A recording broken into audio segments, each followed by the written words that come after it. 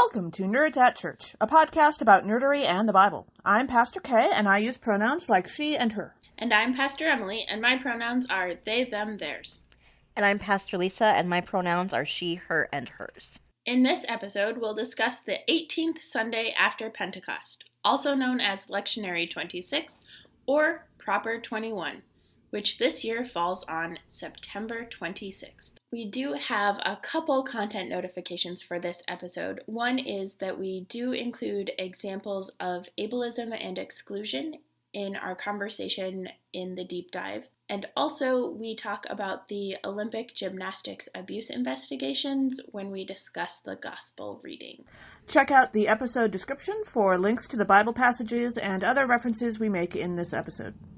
Today, for our deep dive, we welcome Pastor Lisa Heffernan, who is serving as an interim pastor in South Dakota and is also the coordinator for ELCA Disability Ministry, both positions she began this summer. Welcome, Lisa.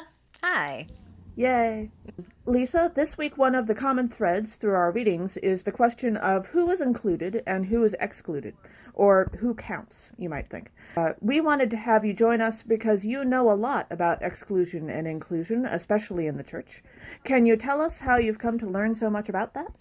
Well, I've come to know a lot about that through lived experience. I was born with spina bifida. I am a paraplegic. I use a wheelchair full time, and my father, who passed away in 2004, had multiple sclerosis. And we were a family of four, and church was a huge part of our lives from the get-go. And we know firsthand of being welcomed in lots of places, even basically having a new church building built because our community needed an accessible building, and that meant we were a part of the community.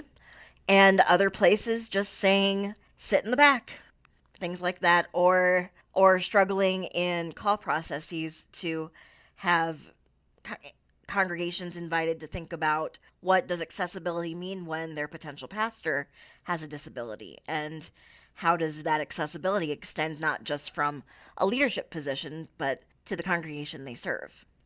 So it's been a huge part of my life from the very beginning. Yeah, that's, as you were saying that, I just thought of, I think a lot of times when we talk about accessibility, right, we're talking about in the church, we're talking about people being able to get into the building and to sit in the pews or adjacent to the pews. Yeah. And I was thinking about how many of the church spaces and sanctuaries especially that have steps up to the table or to the pulpit or those sorts of things, that even when we are talking about accessibility so frequently, and we do that with queer people too, like there are so many different ways that we do that, but that we say, okay, how do we get it so that people can be members without thinking about leadership? Right. And that's actually going to be part of my doctoral dissertation with my Doctor of Ministry program. Thinking about if our denomination says all are welcome, we all have a place, we're striving for diversity, why is it maybe not translating so much to the life of the church and in how we call people to different positions of leadership? Yeah. And I imagine that has to have something to do with the way that churches worked to not have the Americans with Disabilities Act apply to them in the 90s. Yeah, in large part. Yeah. Do you have a title for your dissertation yet? If not... No, I don't. I'm only in my second year, so we're still in the classroom and learning phase and doing all kinds of reading right now and writing. I promise I will not ask you how it's going. Yeah. I've learned that rule. We've had a few different people on who are working in various places to write dissertations or not yet there. That's one of the questions where it's like, this could go one of two ways. You could hate that we're asking, or you could... It's going, but I love it. I'm the only Lutheran in the group, so that's been a different experience, but a really good one and a rich one to learn from each other. Sure. So we're a cohort of 9, and a lot of it's been virtual right now, of course, but we've had at least one opportunity to have almost everyone in person, and we get together again in January. So rather than going to or staying in a cold place in January, I get to go to Arizona for about 4 or 5 days. So Ooh, that'll be good. That sounds lovely. Yes. Yeah.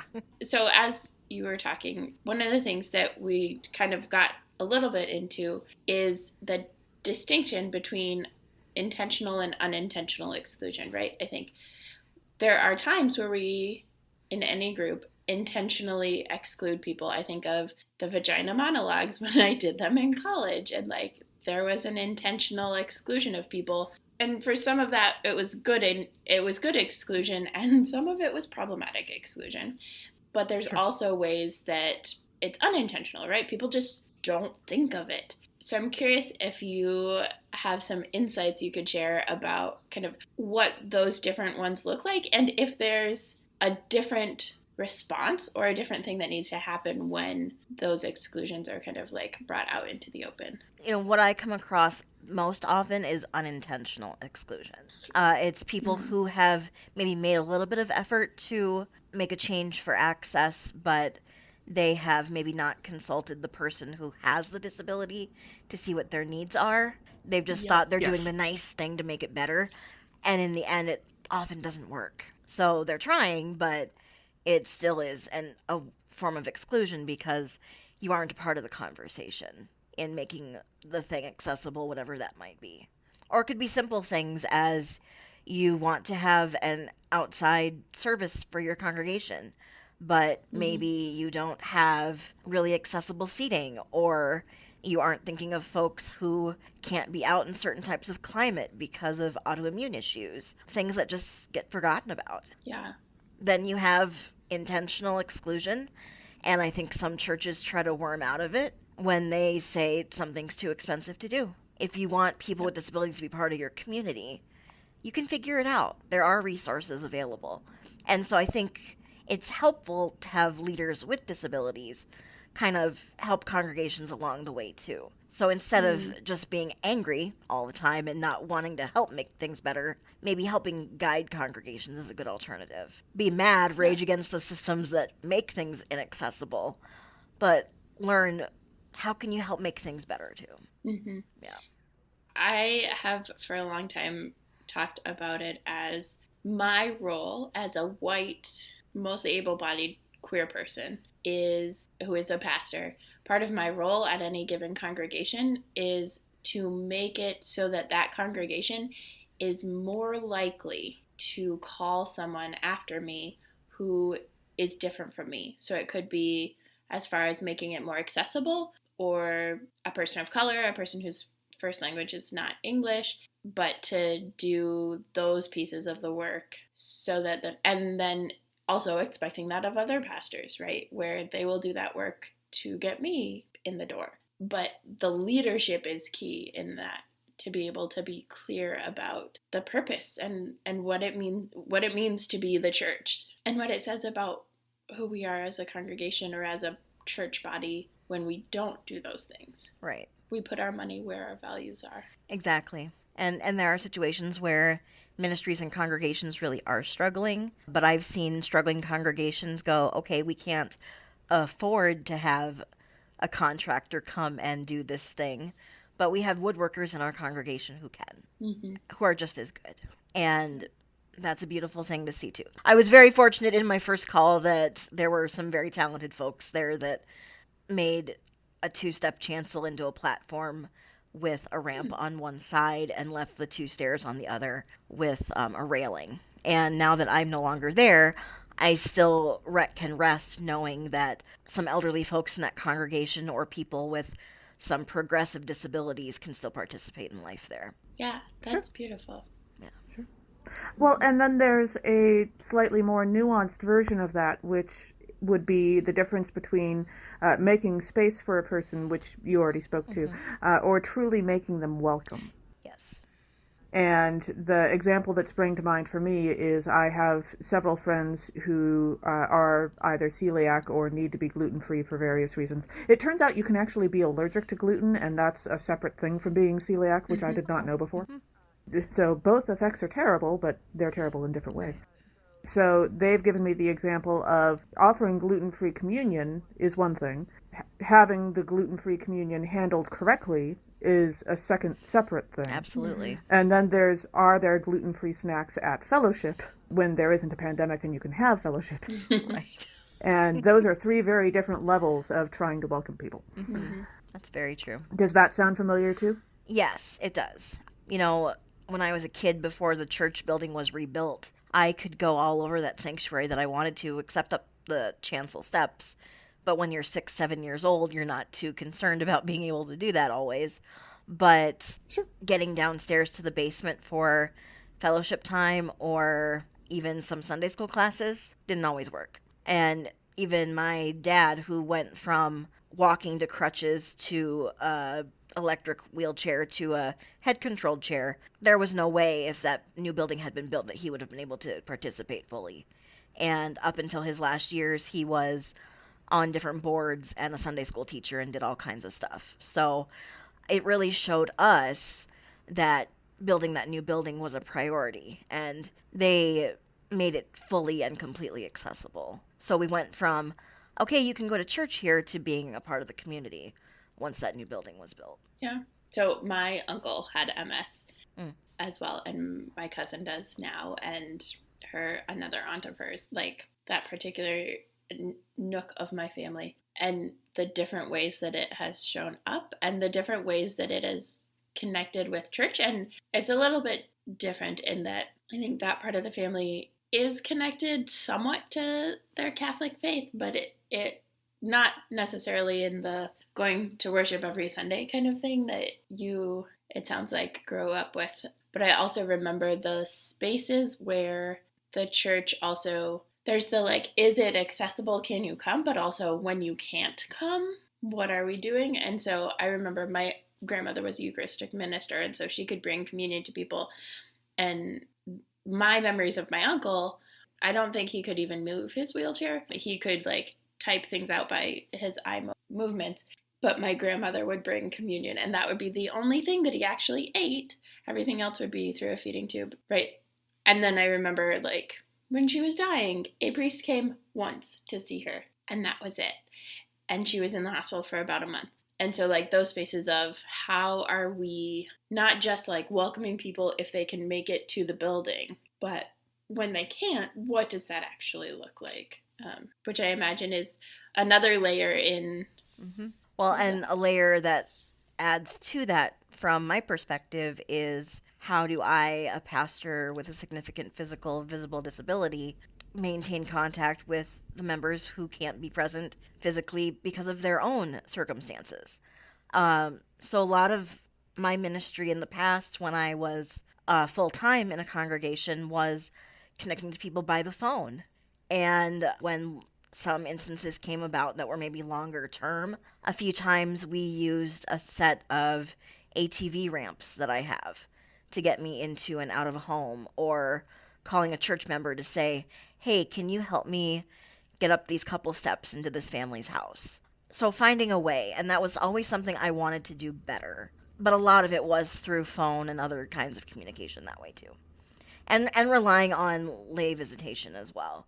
And trying to empower the people to do that, and not always succeeding, but being pleased when it did happen. Yeah, I have told multiple congregations that part of it is that what we call pastoral care, right, only became the pastor's job exclusively when pastors had to start like justifying why they were getting paid to do work. And so before that, it was congregational care. And so I've done my best when it's part of my job description too, right? Set up congregational care teams because they can do it a lot better. I despise talking on the phone. So if I have to do pastoral care via the phone, it will be very few and far between, because it's just not like, that's where I think part of my anxiety comes. But so I'm very, very much admire your commitment to pastoral care over the phone, because I do think it's important, and I have had meaningful encounters with people via the phone. But and the rest of the millennial generation appreciates your sacrifice, Emily. You know, I try. But yeah, I think it's also an interesting conversation during the, like, in the pandemic, particularly because, right, we've gone from disabled people saying, why are your services not accessible? Why are things not online? All of that, to everything is online all of a sudden, to moving back into in-person worship. And the congregation that I just left has been doing in-person outdoor with masks required at parks that are accessible. Like, we have some people who have been really great in our congregation around accessibility. But then now we're at a place where I think a lot of congregations, if they are truly doing the care for the most vulnerable, need to go back to online for the winter, because the Delta variant is awful and there's more variants coming up and stuff. But there's also, like, when Trinity Las Americas finally does get to in person in the building, the ways we talk about, like, what it means to worship together virtually and in person, right? There are some where pastors are, like, going back and just getting rid of the online option, which is problematic. There are some where people are then just making it into a live stream and calling it hybrid worship, though there's not actually any interaction or overlap. And what we've been doing, we've had a consultant helping us think through and figure out how we actually have hybrid worship, where people can join from Zoom and can share something during prayers of the people, or could be a reader for scripture or whatever the case may be. And I think that's part of the complexities right now that we're thinking about in a pandemic, where it's all of us just want to be back together in person again. And we're desperate for it. But... We are. And I live in South Dakota, which is its own animal in the pandemic. So a lot of us right here. Yeah. So a lot of us are back in person, and we are in the building, and we're taking what precautions we can, but we're still getting a lot of pushback in some places. And it's frustrating to hear some folks say, well, not everyone's back because we have the online option. Well, it's more than that. We're still actively in a pandemic, so people aren't back in the building because they don't want to get sick or spread it to the community. And or because they have kids. Or, yes, exactly. Exactly.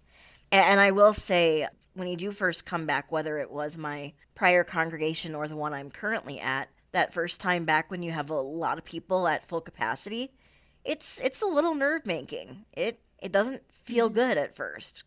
But at the same time, you're like, it's still great in a way to see the people back, but you have that nagging in the back of your mind of, is this really hospitable and faithful right now, too? Yep.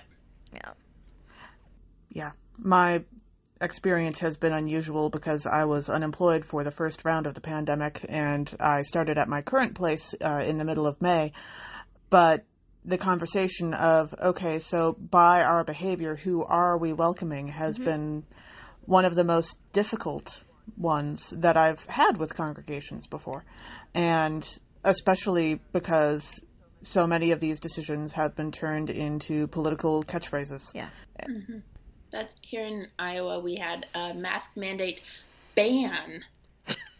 See, I told you I knew what you meant when you said South Dakota. I was like, God, Iowa. Just last week, finally got, or maybe the week before, by the time this comes out, I don't remember, got overturned by a federal judge so that schools can actually mandate mask wearing.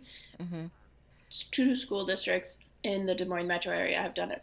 But everybody's terrified of the governor because she, like, went after one of the schools that did all online. And it's just, like, those sorts of things, though, that people are so concerned about, like, I don't want to wear a mask because it's gotten so political, that, like, trying to get people in, like, back into the Christian thinking of how are we loving our neighbor? How are we protecting our neighbor? Right? The congregations that are doing in-person stuff in this area, none of those pastors have kids who are under the age of 12. Right? Our congregation, the lead pastor, my previous congregation, literally recording this in my last week at the congregation, so I'm a little back and forth. Right? He has 2 kids under the age of 5. Wow. Yeah. They can't get a vaccination. No. Yeah. It's so hard right now. Yeah. as we've said, I think we're forgetting about care for our neighbor, and that is a pandemic issue, and it's an out of pandemic issue because we want my Jesus, my worship, my way, and not the body of Christ. Whereas some of us are hoping that masks stick around for a while when you know that you're ill and you have to go somewhere, because I have now gone for like 18 months without having the nasty chest cold, and I would love to continue doing that. Yep. Right. My life and my ministry has been so much easier because I haven't had to get over a new strain of whatever, because I am constantly around, frankly, children who are giant petri dishes. Yeah. Some of whom can walk. Well, and the flu had, I think, fewer cases than in other years typically die. Mm-hmm. Fewer cases total than what in previous years had been like death toll of the flu because people wore masks and stayed inside. Mm-hmm. This is the least I've been sick in years with head colds and anything. Mm-hmm. Yeah. I mean, one of my best friends lovingly called me Petrie for a while. It was well deserved. That's a little bit hilarious. Yeah. Does that mean that your immune system is especially welcoming as well? It's my immune system from time to time, but related to my disability, actually. I had a pressure sore on my foot for about 6 years. Ooh. Oh, goodness. Yeah. And that was me trying to be independent and carrying a suitcase through an airport when I have no feeling in my feet. And I got a blister that went out of control. So that was during my internship year. So if I learned anything since then, it's the value of interdependence, you know? Mm-hmm. Can you say more about that? I've heard of it, but I don't know if all our listeners have. How I think about it is like all my life I've said I want to be as independent as possible because I know I can be. And it's not a situation that a certain population of those with disabilities are in. They, for whatever reason, their circumstances, independence looks a lot different or a lot harder for them. But what I'm learning over the years of, foot sores and this thing or that thing happening is that it's okay to seek out help when you need it. Mm-hmm. Can I get through my day-to-day life here without help? Yeah. But is it okay to have my groceries delivered? Yeah. Is it okay to have someone hand me something when I've dropped it? Or to help me across grass?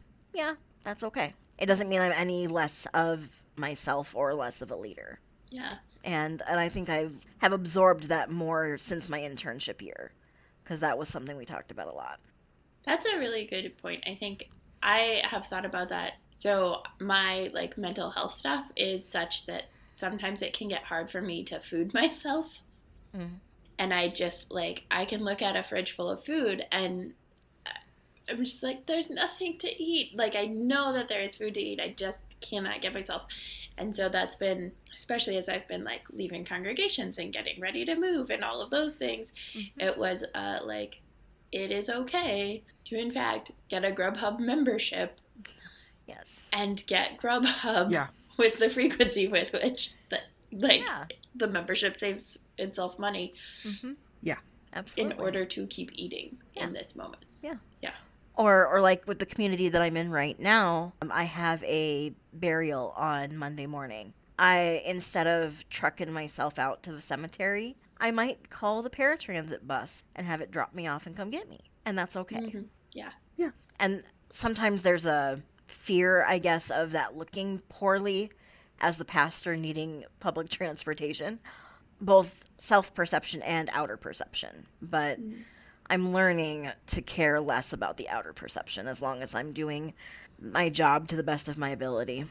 And pastors in places with good public transit take public transit all the time. Exactly. It's just we in the Midwest are used to public transit being weird. Yes, exactly. Yeah. Exactly. I was going to say that part of that, too, is is the way that classism impacts that, right? Yeah. Oh, that definitely. Pastors, no matter what they're paid, are expected to be middle class. Mm-hmm. And middle class people in many places that are not Chicago, New York, don't use public transportation.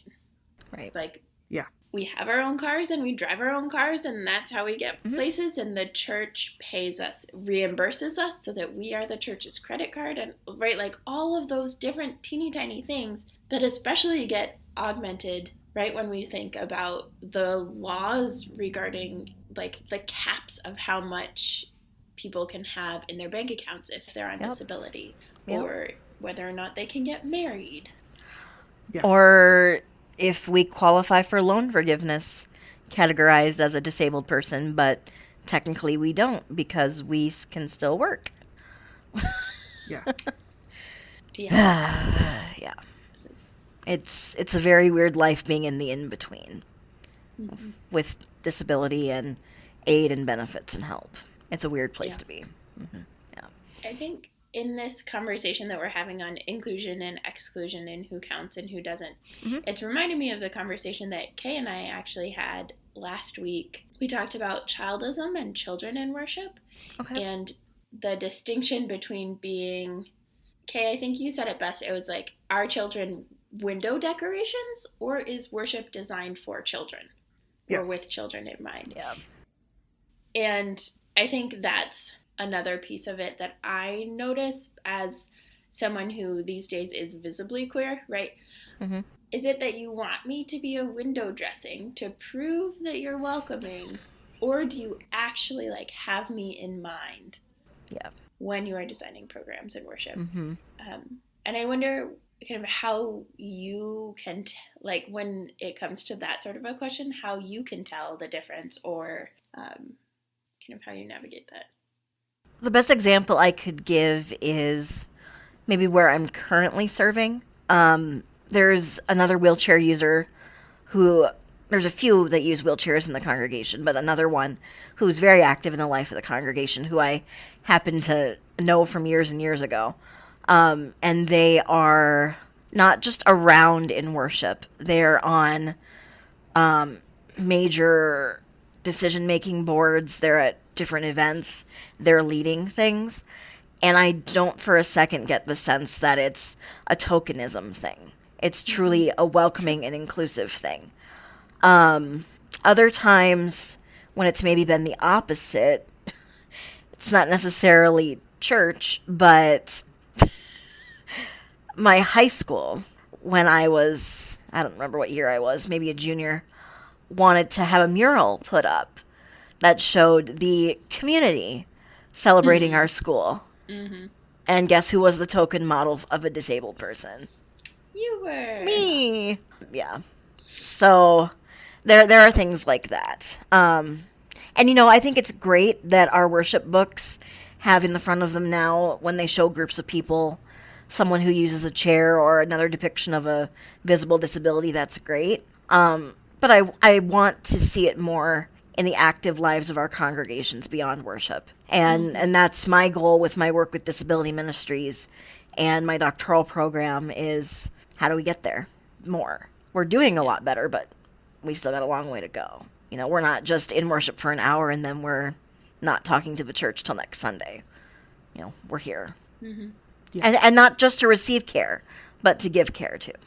Yeah. And that's where, like, even denominationally and synodically, right, which for the ELCA, our brand of Lutheranism, synodical is kind of like the middle level. But, I mean, I remember in seminary, like, one of my friends was a Black woman, and she was in almost every picture that the seminary put out for publicity. Oh, yes. And it's those spaces where, like, mine did that too. They actually, like, did studies, and the more diverse the pictures, the less diverse the actual community. Yeah. I believe it. Yep, and I think about that with the ELCA, and right now we've had a couple of really prominent first elections of bishops. Yeah. And for, you know, all of the complexities of every person is a complicated person and not inherently 100% good and wonderful. There's also the complexity of the ELCA presenting these bishops and these steps as, like, really beautiful and great things without acknowledging that the ELCA itself holds a policy that says that no person in the ELCA is required to affirm a queer person, but like that it's perfectly fine to think that queer people are going to hell, right? Mhm. Where we have like this image that we're putting out as a denomination that actually then when it comes to people going to a congregation, they could get really hurt really fast if the congregation is not welcoming, but the ELCA makes it look like they are. And I think I don't see that quite as much with disabilities, because I think the ELCA just is like not even to the place of wanting tokenism disability in the same way, or wanting to like wrestle with disability and access and accessibility.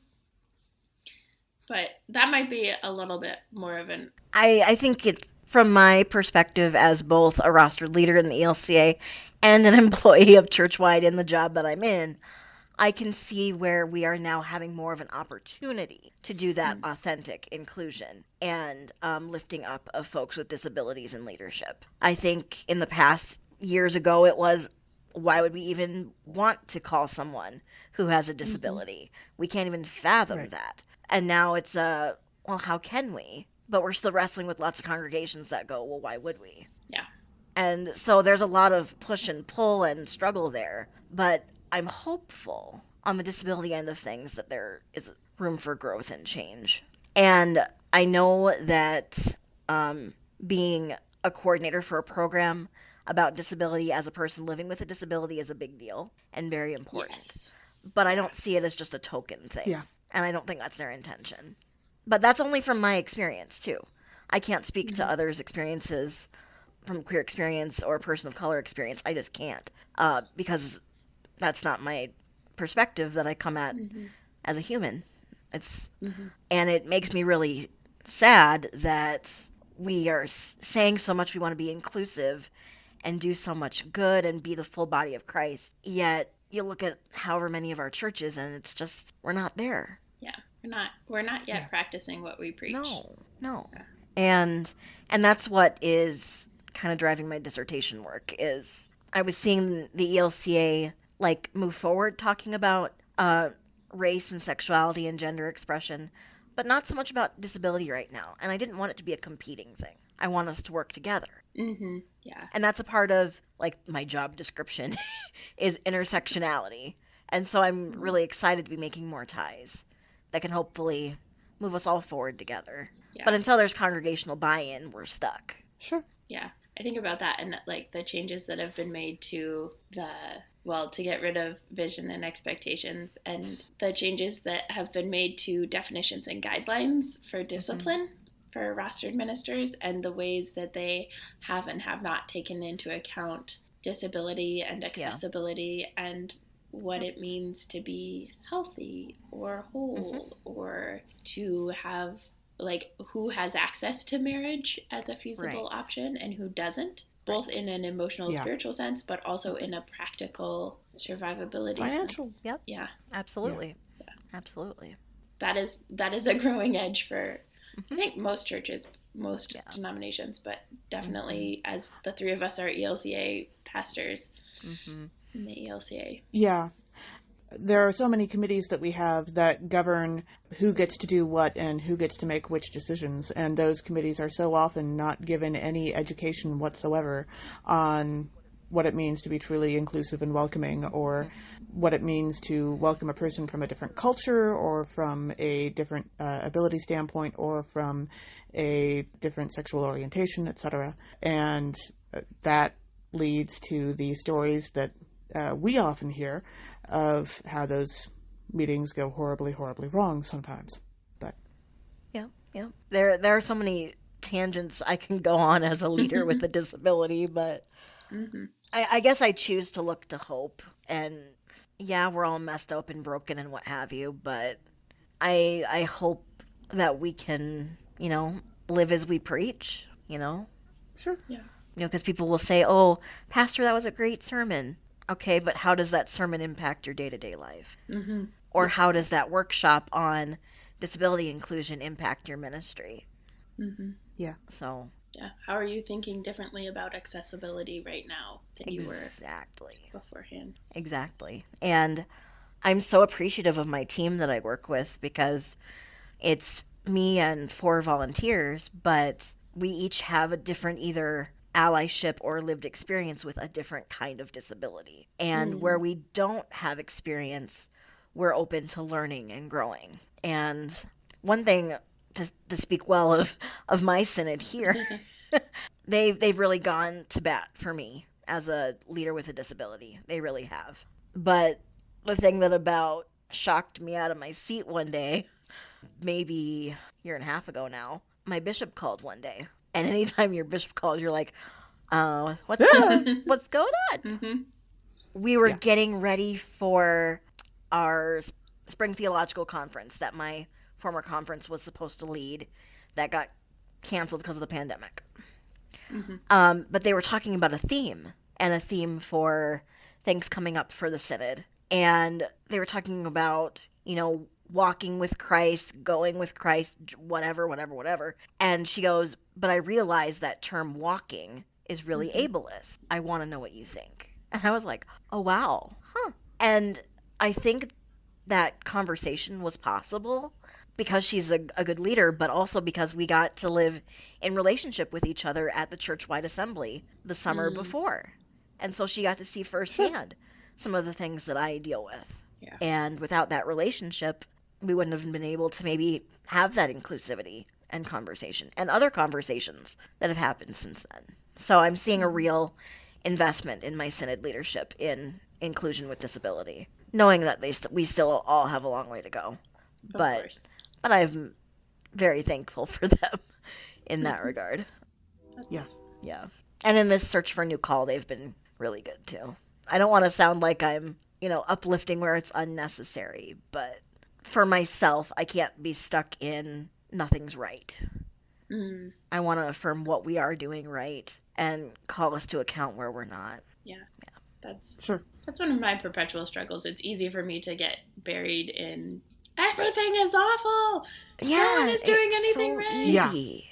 And that's part of that's part of what community helps me with, at least, is when I am feeling that way and we have our weekly vigils outside the police station and people show up and then it's like, oh, right, there are good things. This is not all bad things. Right. Yeah. And there is such a thing as righteous anger. And it absolutely has its place, whether it's frustration with congregational life or frustration with your denomination, whatever it might be. There's a place for that too. Yeah, definitely. Yeah. I do, as I think about though, there's something I saw probably on Facebook a while back, someone talking about the phrase all are welcome and really challenging that statement. Because are we? And making the point of, well, if things look this way, then this leaves this person out, or this way, then leaves this one out. And is full acceptance and inclusion possible? And that had me really thinking, is it? And I don't know that I have an answer for that. Yeah. I think it is possible on a meta level, but not on a micro level. Right? So I don't think that there is a way necessarily for a space to be welcoming to someone who is abused and their abuser, right? And I think particularly like accessibility, what is accessible for one is not what is accessible for another.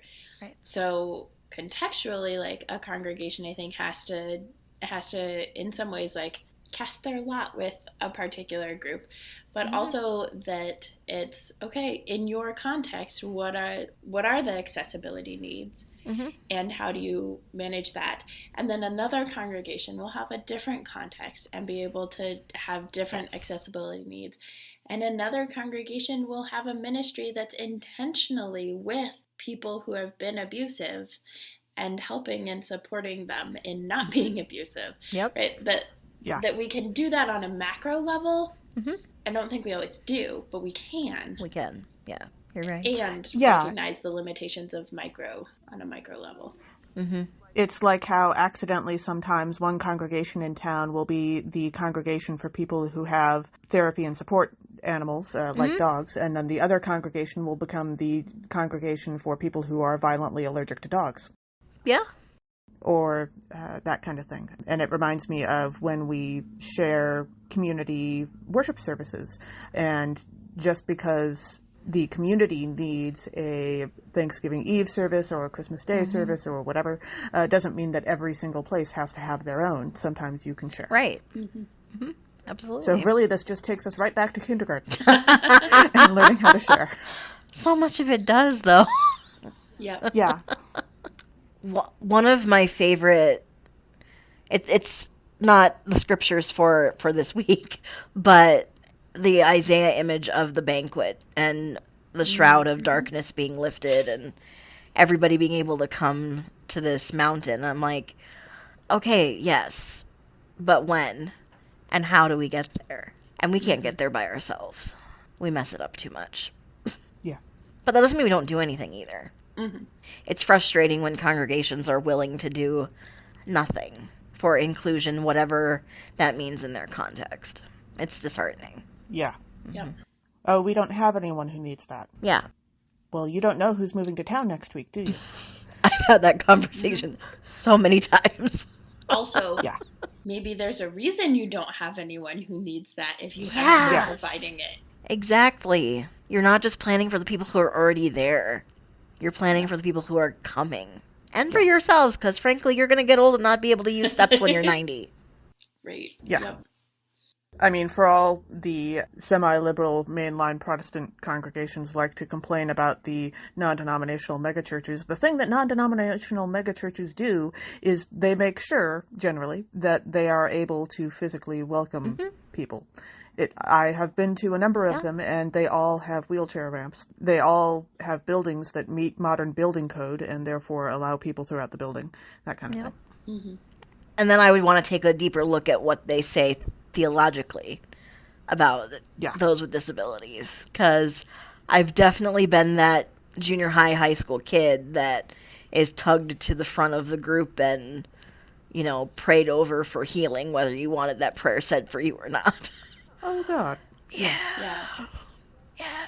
In our James reading today, one of the very end of it, I read, and we're not talking about it necessarily in the later on in the episode, but the very end of it, the author writes, "My siblings, if anyone among you wanders from the truth and is brought back by another, you should know that whoever brings back a sinner from wandering will save the sinner's soul from death and will cover a multitude of sins." And the amount of assumptions that go into how we identify who a sinner is that needs bringing back. And that space of, right, as a visibly queer person, I have one way that people automatically can will identify me as the sinner.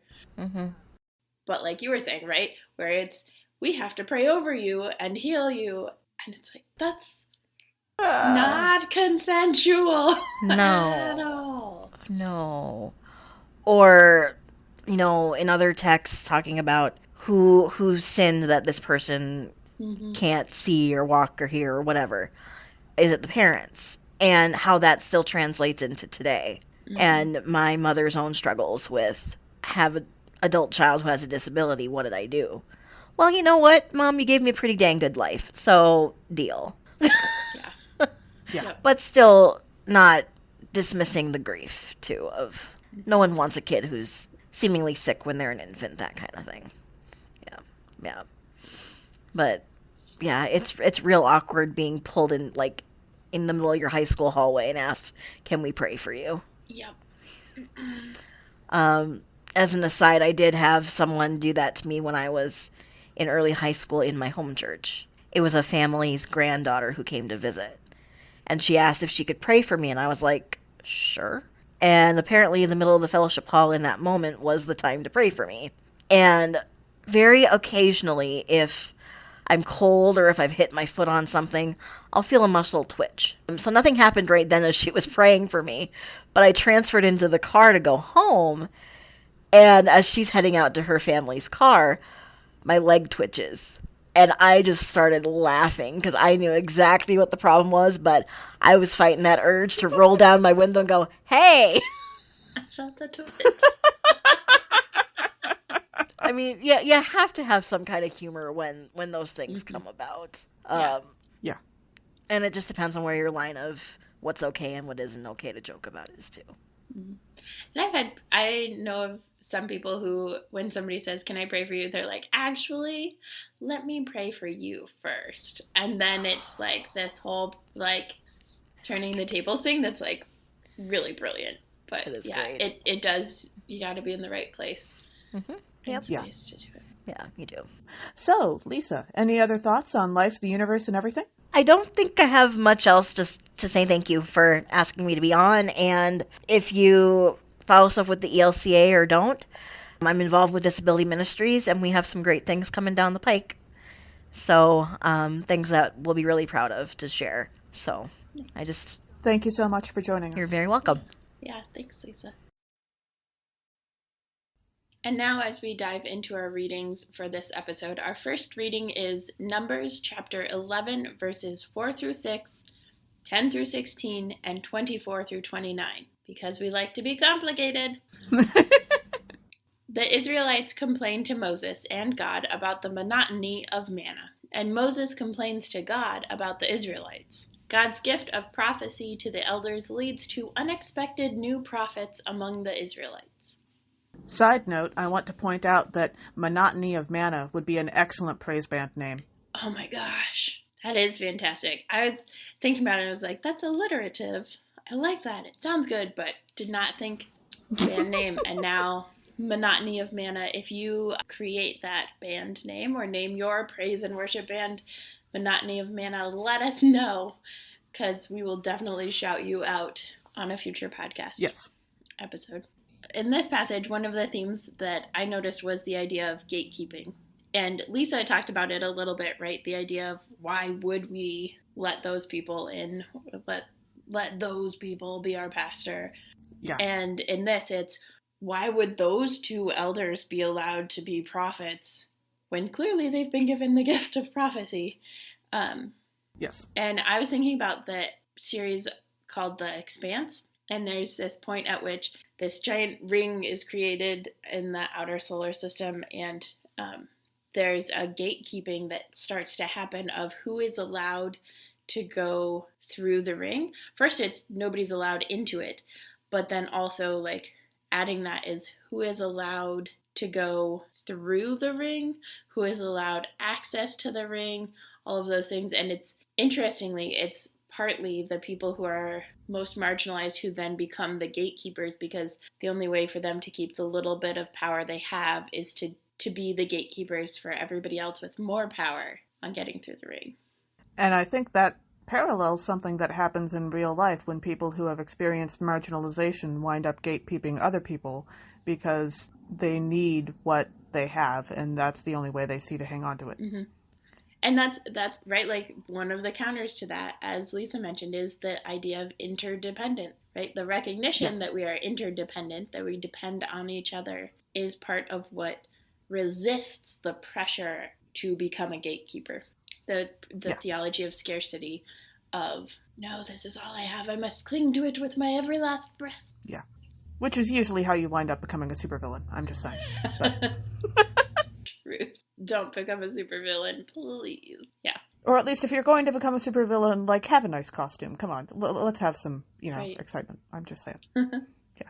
And then in verse 4, we read, "The rabble among them had a strong craving, and the Israelites also wept again and said, 'If only we had meat to eat.' And I could not help but think of the hobbits as they received the lembas, where they're like, right, Legolas is like, satisfied after like a little nibble, and the hobbits look at each other and they're like, how many have you had? How many have you had? And it's like 2 or 3 since breakfast, right? But it's also the sorrow with which they eat, like, this is not nearly as good as a whole feast and all of the meat and all of the other things to eat. Yeah.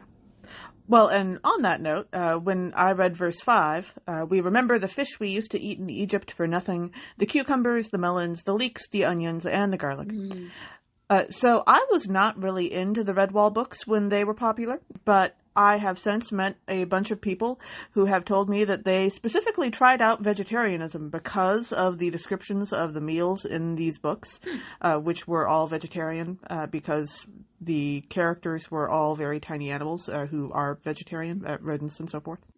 mice who are monks are the main characters, is my understanding. And one of the things that was especially notable about the books was how the author described the food, in that the author described the food in these meals much like J.R.R. Tolkien would describe a forest, lovingly and at great length.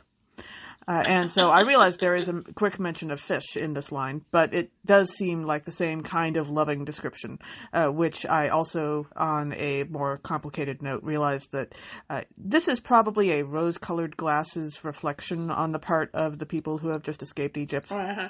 I very much doubt they actually got fish for nothing, or if they did, it was terrible fish. So, yeah, we're keeping that in mind, too. Yeah. But it is, like, I was struck by how deliciously they describe it, too. Where I was like, wow. Yes, exactly. We don't usually get this much description of the food in the Bible. Yeah. Yeah. Or when we do, it's really terrible. Mm-hmm. Don't boil meat. Right. Anyway. It's very detailed, or yeah, they ate together. Yeah. Mm-hmm. Yeah, what did they have for the Last Supper besides the bread and wine? I mean, according to every painting, nothing.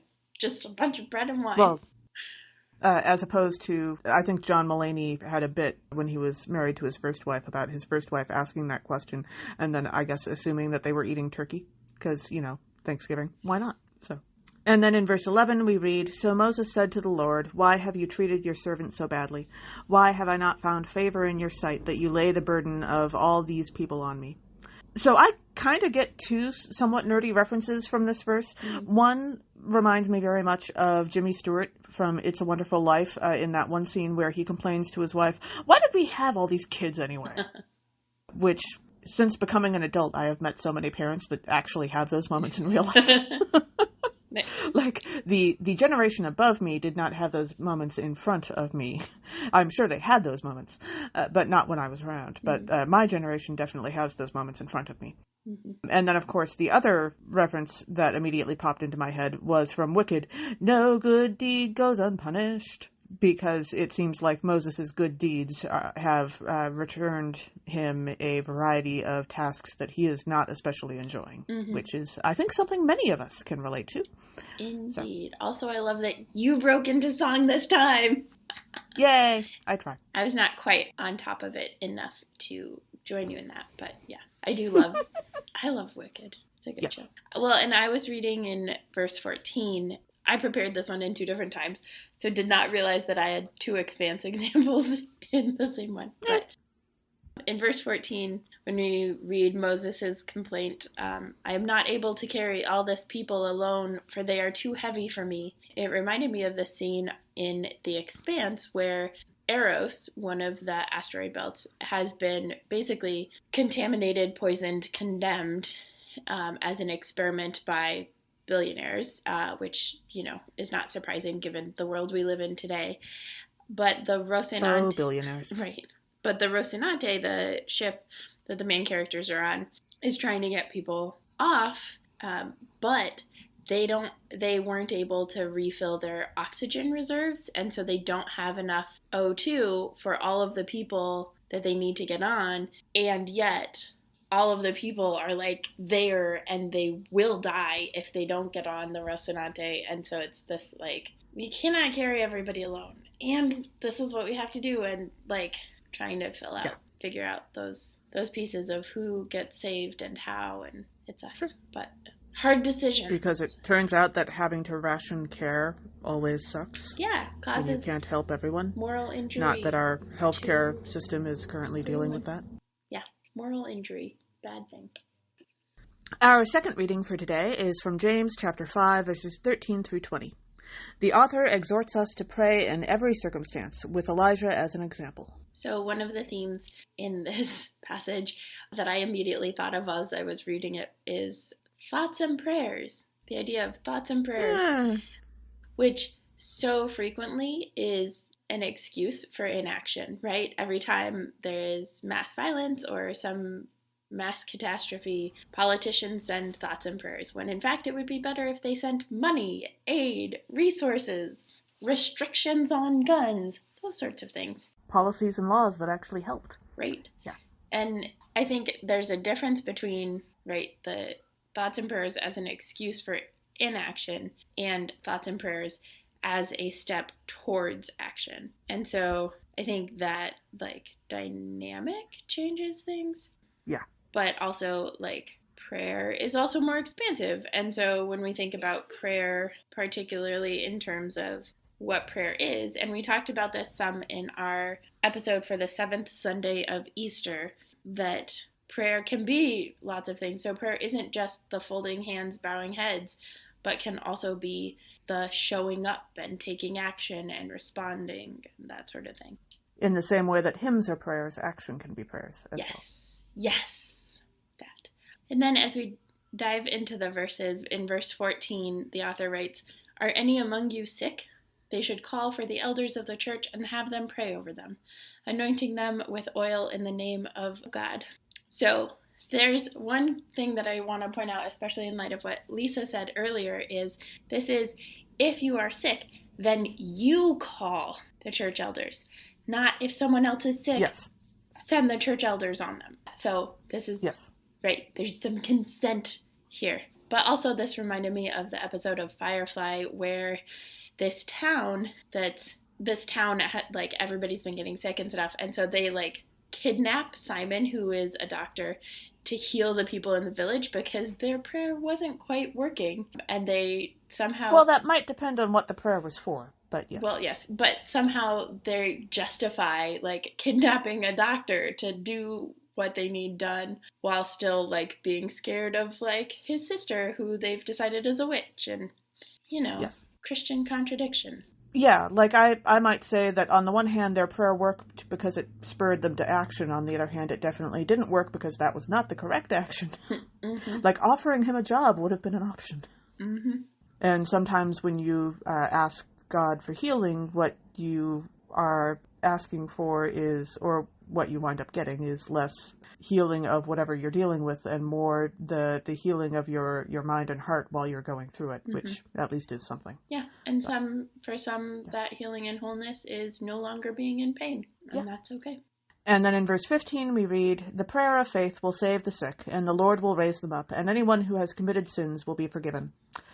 I just want to throw out there, I mean, on this note and related to what we've been talking about, just because the Bible says that we should pray for the sick, and we do pray for the sick, that doesn't mean that we don't seek out proper medical care for the sick. God gave us brains along with everything else and expects us to use them. Thank you very much. Yep. And relatedly, if you want to see a really excellent take on prayer and what does prayer mean and faith healing done by a show where the main character is an atheist, the TV show House has an excellent episode, I believe in the first season, with a faith healer, which is, for all that House has absolutely no respect for religion of pretty much any stripe, the show does a lovely job of dealing with the nuances. Nice. And that was a very good episode. I was going to say, I think there was an episode on Grey's Anatomy that also did that, but I don't remember how well or poorly they did it. But if you do, let us know, listener. Yeah, an interesting twist with the House episode was that the faith healer was like 16, and so there was the faith healer, and then there was also his dad. And that created some interesting contrast. Yeah, weird. And then also in verse 17 we read, "Elijah was a human being like us, and he prayed fervently that it might not rain. And for 3 years and 6 months it did not rain on the earth." So, 3 years and 6 months is 42 months, so here we see that prayer is actually the answer to the question of life, the universe, and everything. Thank you, Hitchhiker's Guide to the Galaxy. Good work, Elijah. Also, fun fact that I just learned from one of our avid listeners, Matt Bird, shout out to you, is in computer programming. Like, I don't have it on my laptop, but when I grew up, I had like a number keypad on the right. Sure. So if you press and hold Alt and dial and then press 4 and 2, it makes an asterisk. And so that's also like one of the symbols that come up if there's like an error or something.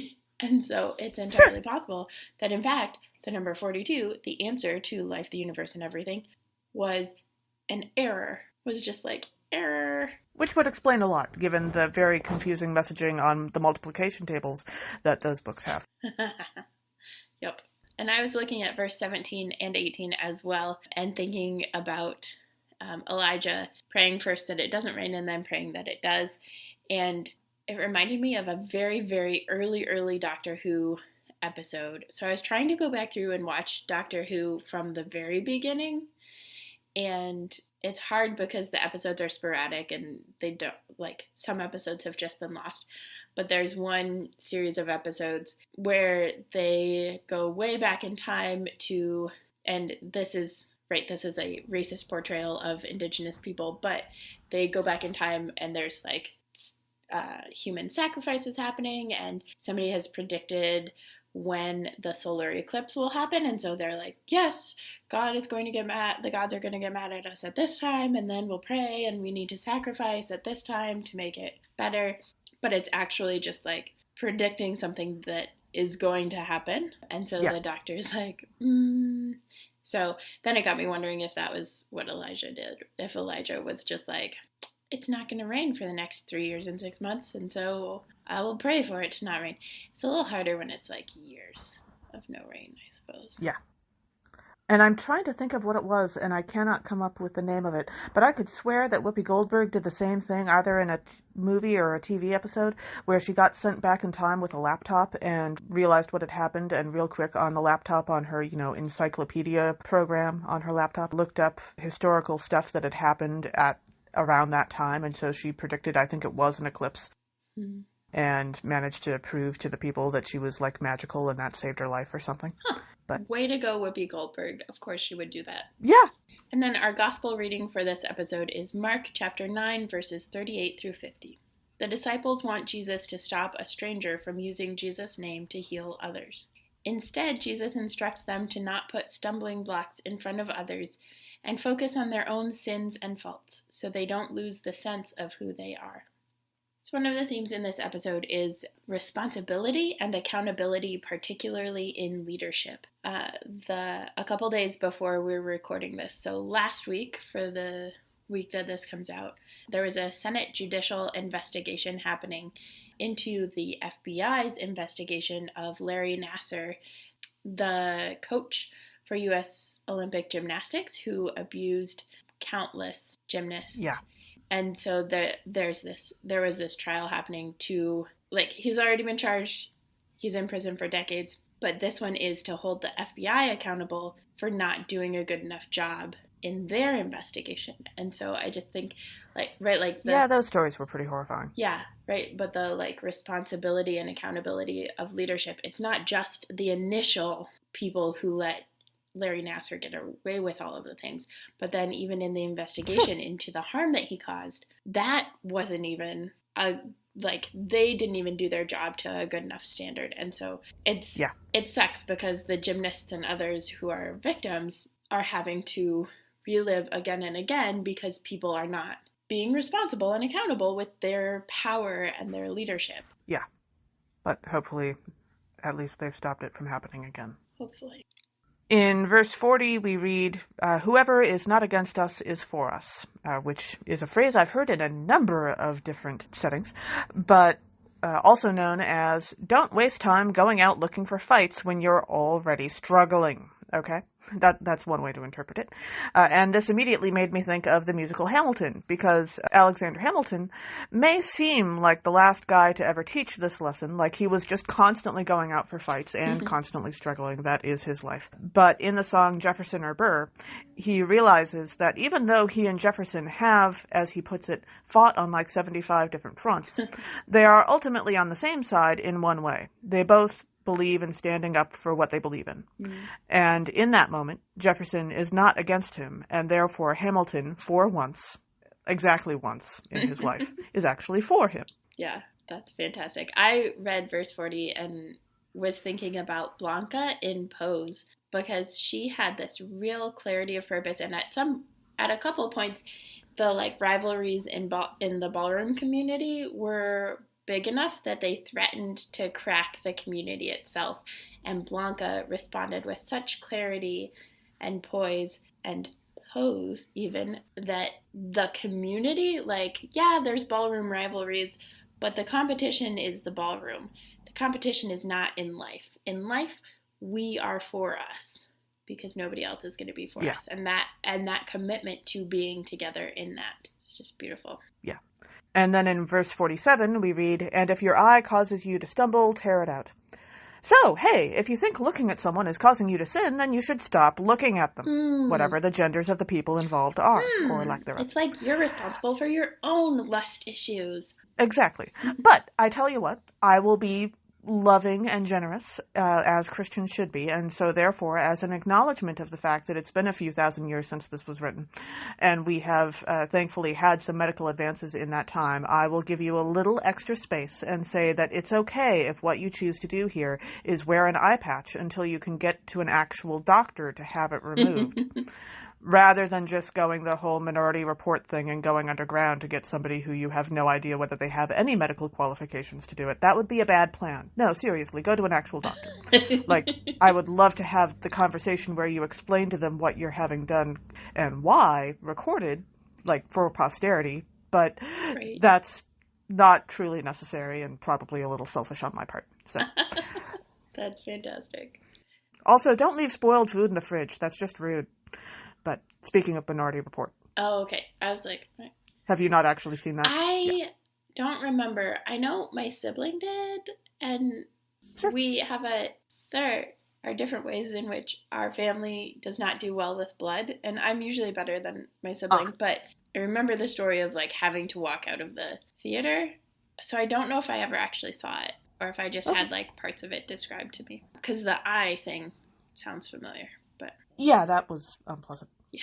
And then in verse 50, we read, "Salt is good, but if salt has lost its saltiness, how can you season it? Have salt in yourselves and be at peace with one another." So aside from the fact that I am just in general thrilled with Jesus' affirmation and approval of saltiness and of people being salty. Go forth and be salty. What it actually made me think of was Sam bringing the seasoning, the box of seasoning from the Shire, and it actually, like, almost gets Frodo killed, right? Because they're going down the rope, and then the seasoning falls out of Sam's backpack, and he goes, "Oh no, Frodo, get it!" And in trying to get it, Frodo lets go of the rope and falls back, but he's only, like, a couple feet off of the ground at that point. They just couldn't tell because of cloud and fog coverage. But it's like the seasoning is so, and I love that about Sam, right? Like, there is such purity in purpose and in what he's doing that, like, the seasoning is the thing. Yes. That he actually, like, still So what do cherishes. you think the seasoning was? Well, I'm about to move, by the time this episode comes out, will have moved to Maryland. So in honor of that, I would say probably the seasoning was Old Bay, but... I was wondering if the Shire had a version of Mrs. Dash that might actually be Mrs. Gamgee. But that's fantastic. That would also work very well. Yeah. Thanks for joining us. Catch us next time when we'll discuss nerdery connections to the scripture readings for the 19th Sunday after Pentecost. This podcast has been produced by us, Kay Roloff and Emily Ewing. For more fun, check us out on Twitter and Facebook at NERDSATCHURCH. Or contact us at nerdsatchurch@gmail.com. Also, if you like what you've heard, rate us or leave us a review on Apple Podcasts, Facebook, or wherever you catch your podcasts. If you want access to our full guest episodes and interviews, support us on Patreon at patreon.com/nerdsatchurch. We hope Patreon can help us get our episodes transcribed for those who need or prefer that. Though if you want to help us with transcripts, let us know via email or social media. As the ancient Christians said, Pax vobiscum.